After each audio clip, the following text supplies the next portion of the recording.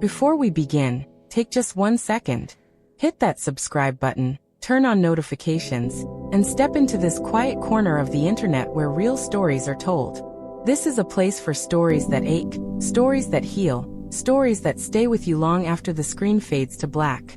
Every week, I share deeply emotional, true-to-life stories about love, betrayal, silence, and the moments that change us forever.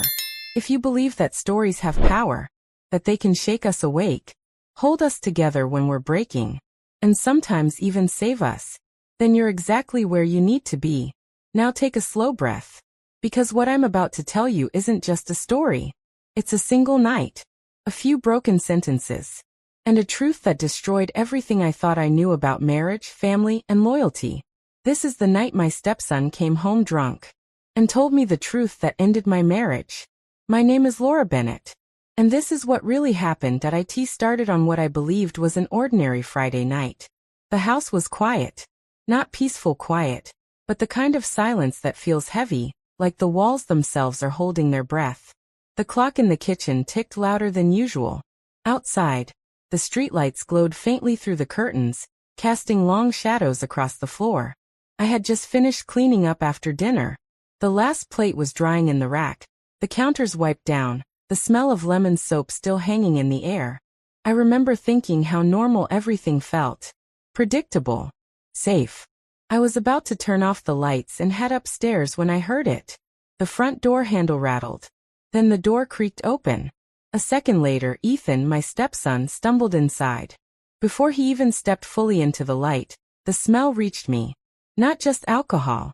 Not just beer or cheap vodka. It was heavier than that. Thick. Sour. Mixed with something else I couldn't name at first. Pain.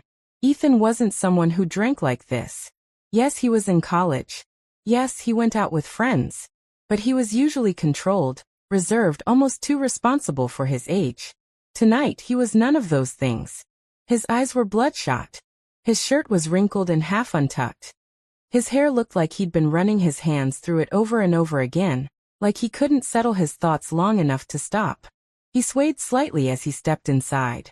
When he looked at me, my stomach dropped. Something was very, very wrong. Before I tell you what Ethan said, before I tell you how my entire life split open in a matter of minutes, you need to understand how we got here. Because stories don't start at the moment everything collapses. They start quietly, in places where we think we're safe. I met Richard Bennett when I was 38. By then, I was already tired in a way that sleep doesn't fix. Divorced. Disillusioned. Carrying the kind of heartbreak that doesn't scream. It just sits there, heavy and dull. I had spent years loving the wrong people. People who confused kindness with weakness. People who took and called it love. And then there was Richard. I met him at a small community charity event. Nothing glamorous. Folding tables, donated desserts, mismatched chairs. He wasn't trying to be impressive.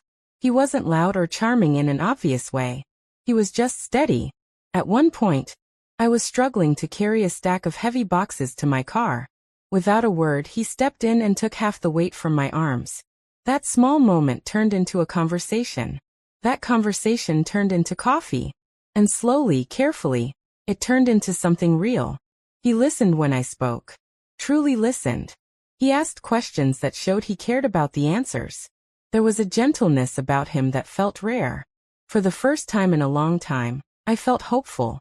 A year later, we were married. For a while life felt calm. Not exciting in a movie scene way, but warm. Predictable. Safe. Richard worked as a financial advisor. He liked structure. Schedules. Routine. Morning coffee at the same time every day. Gym on Tuesdays and Thursdays. Evening walks after dinner. I owned a small flower shop downtown. It wasn't big, but it was mine. Every day I worked with color and fragrance and beauty. Things that made people smile. On weekends Richard and I cooked together. We laughed about burnt garlic and forgotten ingredients. We talked about plans that felt solid, dependable. This was the life I thought I'd waited for. Ethan was away at college during most of our early marriage. I had only met him a handful of times before the wedding. He was polite, distant, careful. He never called me Mom. I never expected him to. All I wanted was to be kind. To be safe. Not a replacement. Not an intrusion. When he visited that first Christmas, I noticed how guarded he was. How he kept his emotions tightly locked away. And I understood. Children of divorce learn early how to protect themselves. I didn't push. But I hoped, quietly, that one day he might trust me. They say peace doesn't always disappear in a storm. Sometimes it fades slowly. So quietly you don't notice it's gone until you're already standing in the wreckage. For me, it started with Richard coming home late. At first, there were texts. Meeting ran long. Client emergency. Be home soon. I didn't question it. I didn't want to become the suspicious wife. My first marriage had ended partly because of constant fear. I promised myself I wouldn't live like that again. Then the text stopped. Richard began coming home after midnight. Not drunk, just slightly buzzed. And sometimes he smelled like whiskey. And perfume. Not mine. I tried to ignore it. Tried to tell myself I was imagining things. But the ache grew out a few weeks later. Ethan came home for the summer. He was taller now. Leaner. Older. But there was something else. His eyes looked heavy. Tired. Like someone who hadn't slept properly in a long time. He barely spoke to his father. They passed each other like strangers. Ethan stayed busy, fixing things that didn't need fixing. A loose handle. A squeaky hinge. A dripping faucet.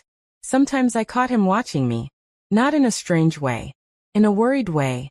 Like he was carrying something too heavy. That Friday night, Richard texted again. Running late. I didn't respond. At 11:30 p.m., Ethan stumbled through the door. Drunk. Shaking. Broken. I rushed toward him. Ethan, are you okay? He waved me off, trying to steady himself. Then he looked at me. And I will never forget that look. It was the look of someone who had held the truth for too long. Don't pretend you don't know, he muttered. My heart slammed against my ribs. Know what? He collapsed onto the couch, burying his face in his hands. My dad, he said. He's not who you think he is. Ethan, you're drunk.